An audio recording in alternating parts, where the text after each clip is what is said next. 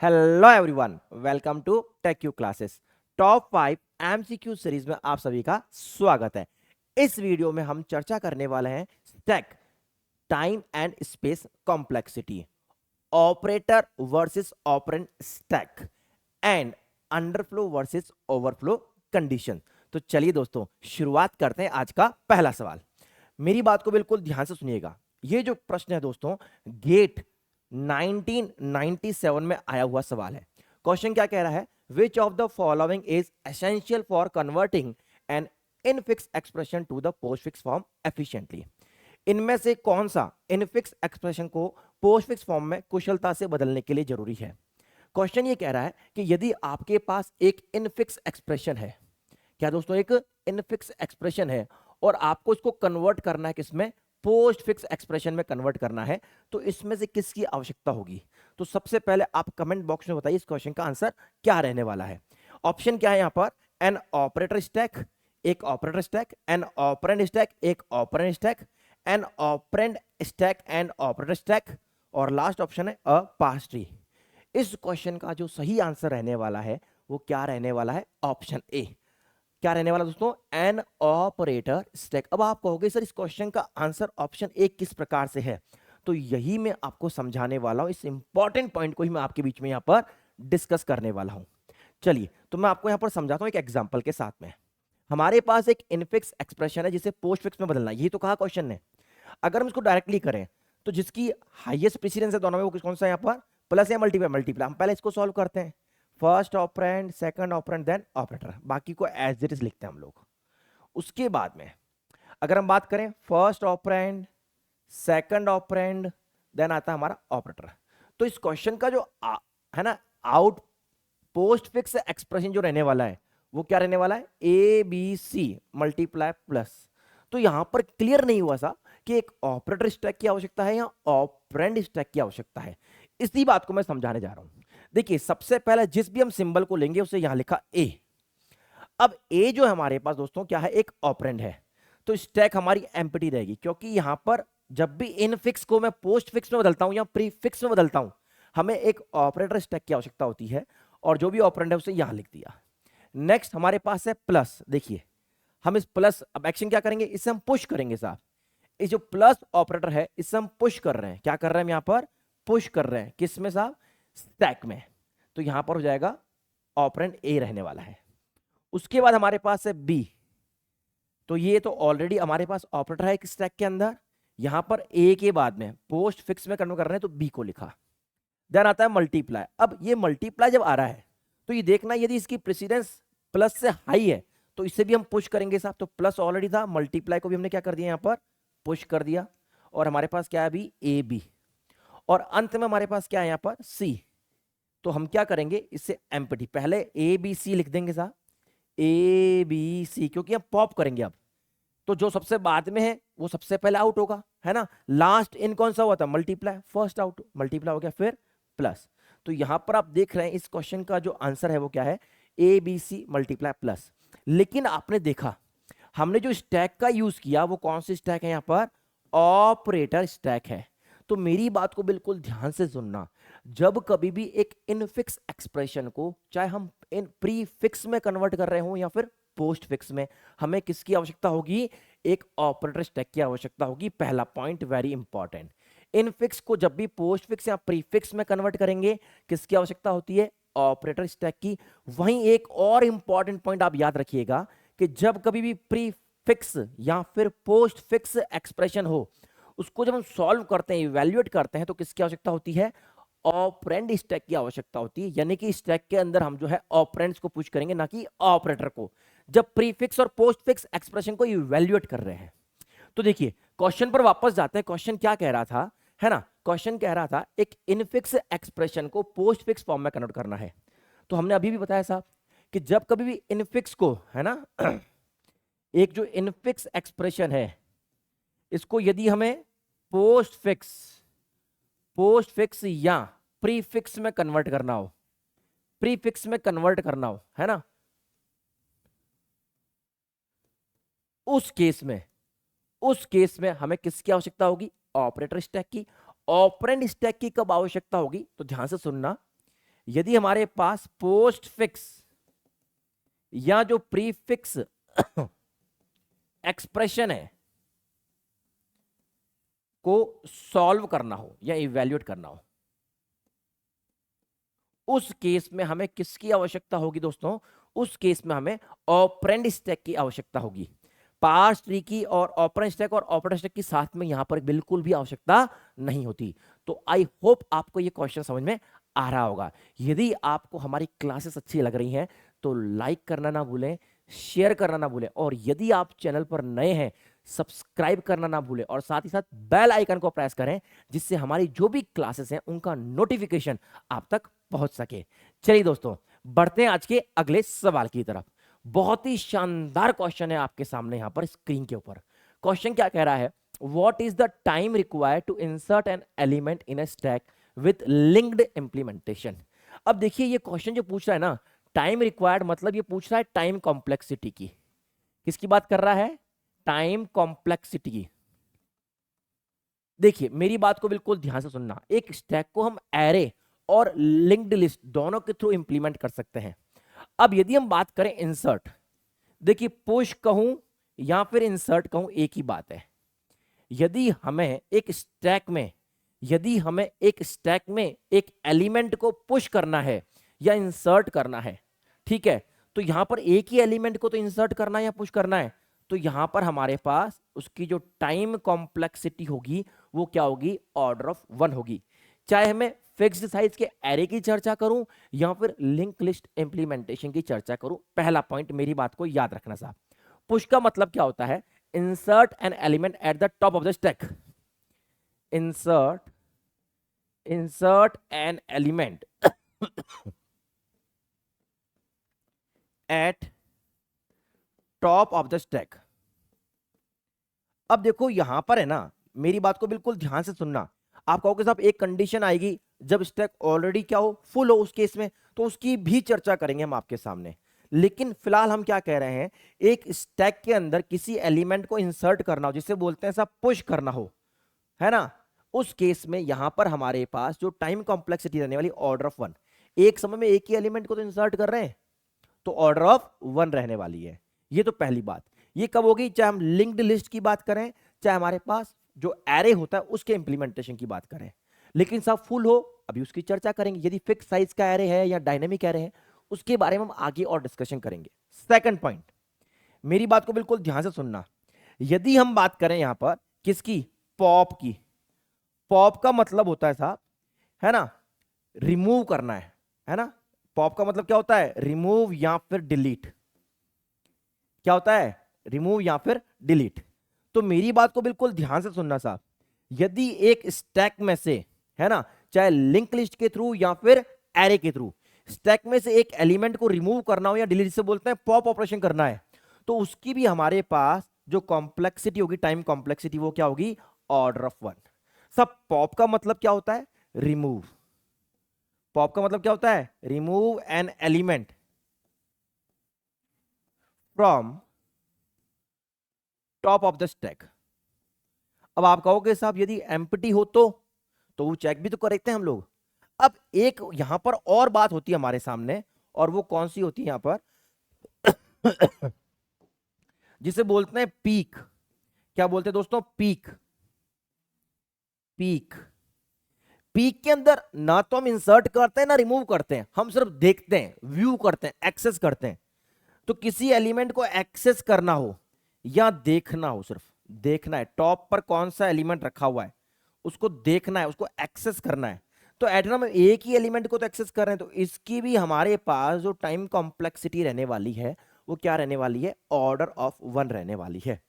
ये जो पॉइंट है ना, याद रखना। ये सब में, ऑलमोस्ट सब में ऑर्डर ऑफ 1 है। एक केस आएगा जब हमारे पास फिक्स साइज का एरे हो, उसके अंदर फुल हो और फुल पुश करेंगे तो क्या होगा, तो उसकी चर्चा करेंगे। एक केस आएगा यदि हमारे पास डायनेमिक एरे है और वो फुल है, उसमें पुश करेंगे तो क्या होगा, उस केस की चर्चा आने वाले क्वेश्चंस में मैं करूंगा। इस बात को आपको याद रखना है। क्वेश्चन में क्या पूछा गया है? What is the time required to insert an element. Insert करना है एक एलिमेंट, चाहे हम स्टैक में कर रहे हैं यूजिंग लिंक्ड लिस्ट या फिर एरे। तो यहां पर हमारे पास जो आंसर रहने वाला है ऑर्डर ऑफ 1।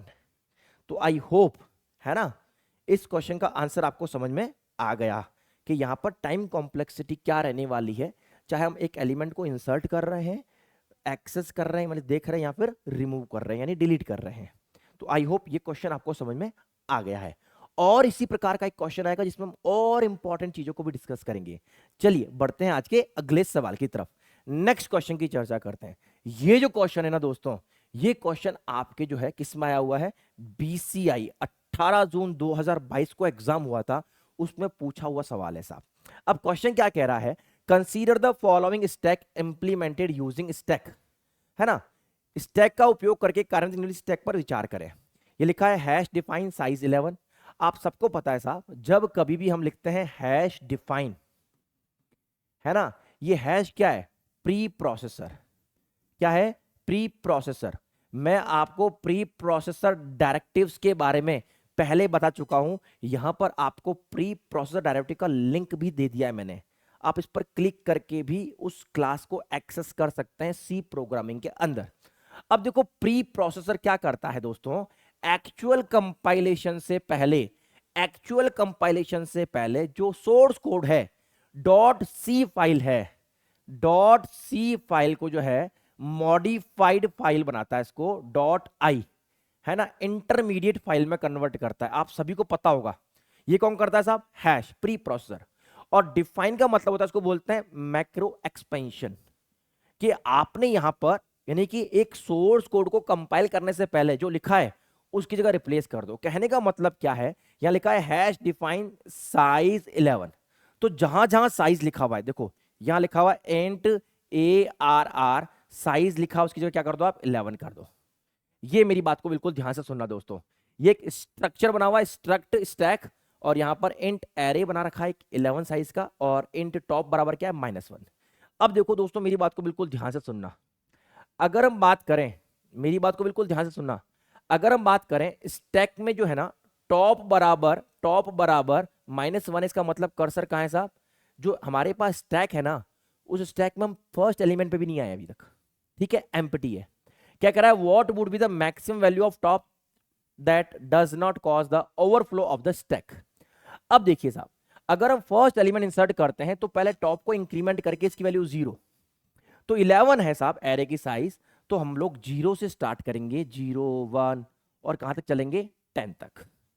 अगर बात करें दोस्तों, जो ओवरफ्लो होगा, है ना, यहां तक ओवरफ्लो नहीं होगा, यदि यदि अगर हम बात करें यहां पर, जो टॉप बराबर क्या हो जाए यहां पर 11 होगा यदि, है ना, तो क्या होगा यहां पर ओवरफ्लो। यदि टॉप बराबर क्या है, 11 है, तो क्या हो जाएगा यहां पर ओवरफ्लो। बात को बिल्कुल ध्यान से सुनना, यदि यदि टॉप बराबर क्या है, -1 है, तो क्या होगा, अंडरफ्लो। देखो ओवरफ्लो का मतलब ये ऑलरेडी फुल हो चुका है, और अंडरफ्लो का मतलब क्या होता है, ये ऑलरेडी क्या है, एम्प्टी है। ओवरफ्लो का मतलब क्या है, already full, already full, already full. और अंडरफ्लो का मतलब क्या है, ऑलरेडी एम्प्टी। ये बात आपको याद रखनी साहब। क्वेश्चन क्या कह रहा है, what would be the maximum value of top that does not cause the overflow. Overflow कब होगा यहां पर, जब टॉप की वैल्यू क्या हो जाए, 11 हो जाए साहब, है ना, वैल्यू ऑफ टॉप जिसकी वजह से ओवरफ्लो नहीं होगा, मैक्सिमम वैल्यू पूछ रहा है, मैक्सिमम वैल्यू ऑफ टॉप की क्या होगी साहब, 10, यहां पर ओवरफ्लो नहीं होगा। तो इस क्वेश्चन का जो सही आंसर रहने वाला है वो क्या रहने वाला है, ऑप्शन डी। ये आपको यहां पर दिखाई नहीं दे रहा है, ठीक है ना, ऑप्शन डी इस क्वेश्चन का आंसर क्या रहने वाला है, ऑप्शन डी रहने वाला है दोस्तों। क्या रहने वाला है यहां पर, ऑप्शन डी रहने वाला है, ऑप्शन डी 10। तो आई होप आपको ओवरफ्लो और अंडरफ्लो क्या होता है इसकी भी जानकारी मिल गई होगी।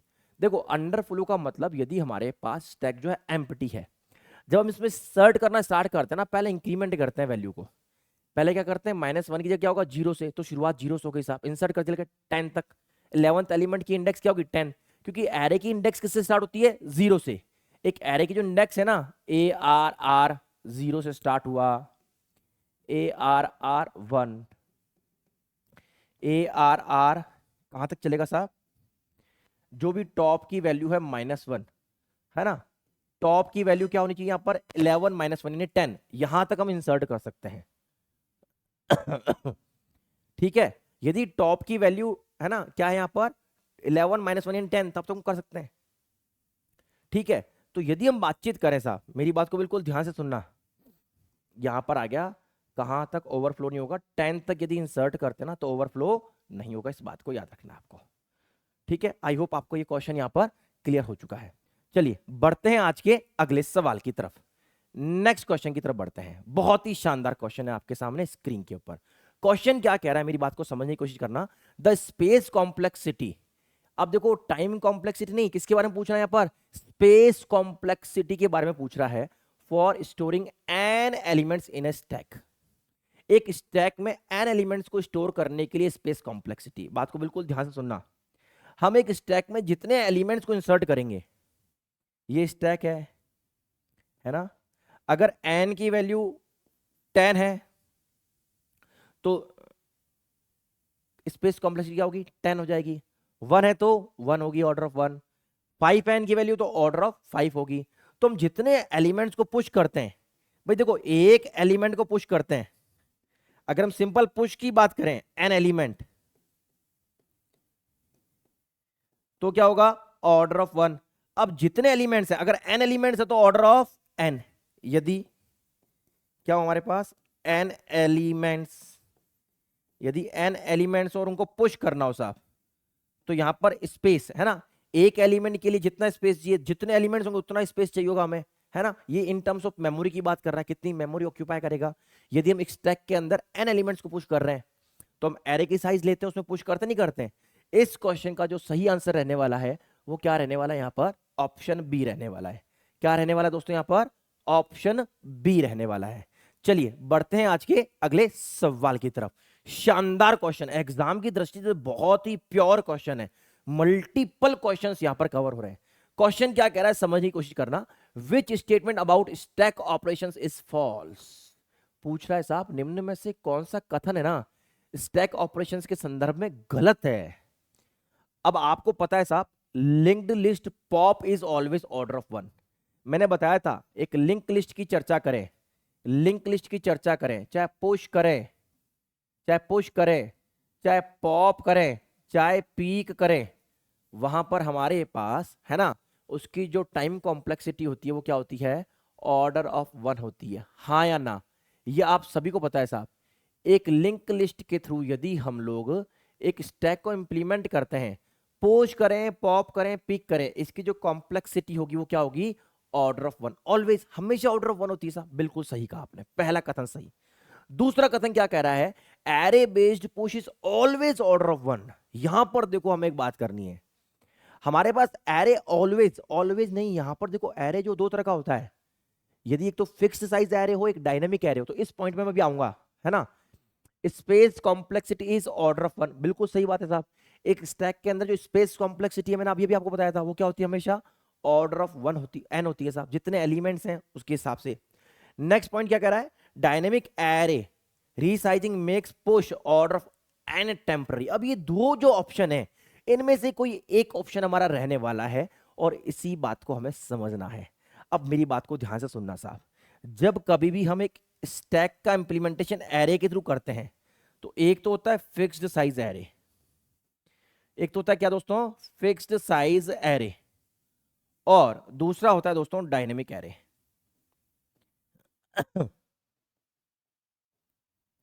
अब बात को बिल्कुल ध्यान से सुनना, फिक्स्ड साइज एरे में यदि स्टैक फुल हो, स्टैक क्या हो, फुल हो, तो एक बात बताओ, क्या मैं उसमें इंसर्ट कर सकता हूं एलिमेंट, नहीं, इंसर्ट एलिमेंट नो, कांट, है ना। कौन सी एरर आ जाएगी, ओवरफ्लो की। क्या आ जाएगी हमारे सामने यहां पर, एक एरर, हाँ या ना, यदि फिक्स साइज का एरे है तो। लेकिन दूसरे केस को समझना जरा यहां पर, तो हमेशा यदि फिक्स साइज का है, और उसमें आप एक कंडीशन सोच के देखो, यदि हमारे पास एरे ऑलरेडी फुल है, स्टैक फुल है ऑलरेडी, फुल होगी तो सब इंसर्ट कैसे होगा, नहीं कर सकता। लेकिन डायनेमिक एरे होता है, यदि यदि क्या होता है, डायनेमिक एरे, यदि स्टैक फुल है, स्टैक क्या है दोस्तों, फुल है, स्टैक फुल है तो उस केस में होता क्या है दोस्तों, उसमें जितने भी एलिमेंट्स हैं उसे दूसरी स्टैक में ट्रांसफर किए जाएंगे और जो स्टैक होती है ना उसकी साइज को डबल कर दिया जाता है। यदि स्टैक फुल है तो जो एरे साइज है, एरे साइज जो भी है उसको क्या कर दिया जाता है, डबल, एन का डबल कर दिया जाता है। तो जो एन एलिमेंट उसमें जो ऑलरेडी पुश हो रखे हैं सब उसे किसी और स्टैक में पुश करने पड़ेंगे ना, यहां से पॉप करने पड़ेंगे, पुश करने पड़ेंगे। तो यहां पर जो वर्स्ट केस है, याद रखना, जो वर्स्ट केस है साहब, यदि, है ना, हमेशा नहीं, वर्स्ट केस में जैसे मान लो कभी ना कभी फुल मिल गया यदि स्टैक, उस केस में क्या करता है, जो एरे की साइज है वो क्या करता है, डबल करता है। यानी उसमें एन ऑपरेशंस होंगे, वहां से जो है किसी और स्टैक में जाएंगे, टेम्पररी, है ना, टेम्पररी बेसिस पर, है ना। जो पुश ऑपरेशन होंगे दूसरे स्टैक में कितने होंगे, ऑर्डर ऑफ एन ही तो होंगे साहब, जितने एलिमेंट्स उसे यहां से पॉप करके दूसरी स्टैक में पुश करो साहब, फिर उसकी साइज को क्या करो, डबल करो। तो क्वेश्चन क्या कह रहा है, dynamic array resizing makes push order of n temporary. बिल्कुल सही बात है साहब। यदि डायनेमिक एरे है उसको रीसाइज कर रहे हैं, कह रहा ना रीसाइज, कब होगा रीसाइज, जब स्टैक फुल होगी साहब तभी तो रीसाइज होगा।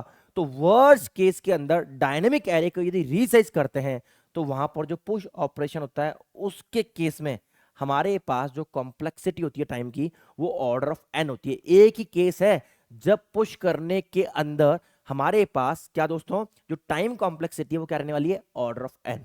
अब देखो तो ये पॉइंट भी सही, अब ये वाला पॉइंट गलत कैसे हुआ सर, ये तो ठीक है आपने सही कहा, ये वाला पॉइंट गलत कैसे है, array based push is always one, नहीं, एक केस था ना डायनेमिक एरे, क्योंकि एरे बेस्ड में इसने कहीं बात नहीं की फिक्स्ड साइज एरे की बात कर रहा हूं या फिर मैं डायनेमिक एरे की चर्चा कर रहा हूं। तो हमेशा वन नहीं होगा, एक ऐसा केस हो सकता है डायनेमिक एरे जिसमें यदि रीसाइज किया जा रहा है तो उसमें जो पुश होता है उसमें ऑर्डर ऑफ एन जो क्या होती है दोस्तों, टाइम कॉम्प्लेक्सिटी होगी, क्योंकि एरे जो है उसकी साइज डबल होती है। ठीक है, उसके बाद वो एन एलिमेंट्स इंसर्ट किए जाएंगे। ठीक है, तो आई होप आपको मेरी बात यहां पर क्या है, समझ में आ रही है। तो कौन सा स्टेटमेंट, कथन गलत है यहां पर, कथन बी, बी जो ऑप्शन है वो इनकरेक्ट है।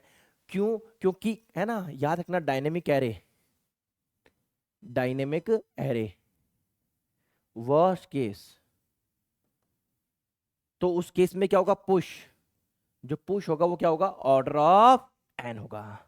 तो आई होप आपको यह क्लास बहुत अच्छी लगी होगी। आपके किसी भी प्रकार के सुझाव हैं तो कमेंट बॉक्स में आप मेंशन कर सकते हैं। यदि आप चैनल पर नए हैं तो सब्सक्राइब करना ना भूलें, साथ ही साथ बेल आइकन को जरूर प्रेस करें।